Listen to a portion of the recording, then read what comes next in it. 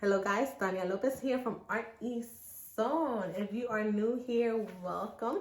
Thank you for the visit. I hope you enjoy your stay in this channel. Normally we talk about my art journey, some business tips, for the new entrepreneur, or, just studio blogs and things like that. If you are returning, welcome back. Now, in today's video, I want to go ahead and introduce to you this piece right here, Caña or sugarcane. Some of you may have seen it because I think I may have had a couple of conversations with some of you guys, but regardless, we're not here to talk about the painting itself though. I know that a lot of you guys take things a little bit too literal, but we'll talk about the symbolism and the interpretation of this painting in another video. For today's video, I actually want to talk to you about sugarcane in honor of Black History Month and maybe give you guys a little bit of our Black history over in the island of Puerto Rico and other Caribbean. Now, we can't say that sugarcane is the reason why slaves were brought over to the Caribbean, but it's definitely the reason why the numbers grew so rapidly. But we're getting ahead of ourselves. Let's just go ahead and take it back just a little bit. To give you guys a little bit of a timeline here in the mainland or in the U.S., slavery began, or it is said to have begun, around 1619. We're going to go back about a century prior to that, to 1517. Now, at this time, gold was the it thing in the Caribbean islands, but these gold mines were worked by the indigenous people of the Caribbean, or the Taino people.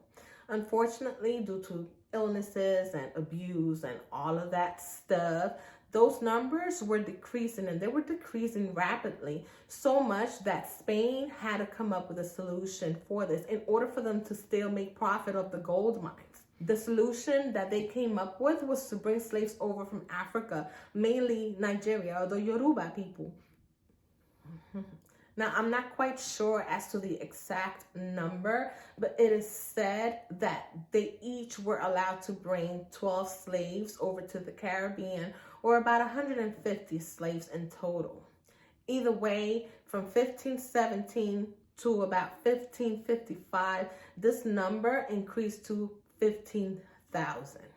The sad part is that the gold mining industry was actually on its downslope, and all of the gold mines in the Caribbean were considered depleted by 1570.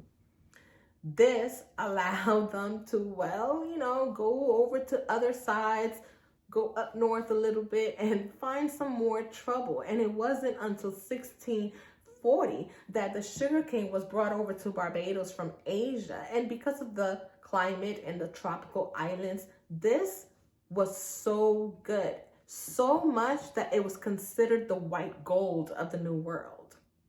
Over the next 2 centuries, sugarcane itself was the reason why the slave population grew to a whopping number of 258,000. Now, sugarcane was not technically the most profitable, but it was definitely on the top 5 crops that were considered to have built the New World.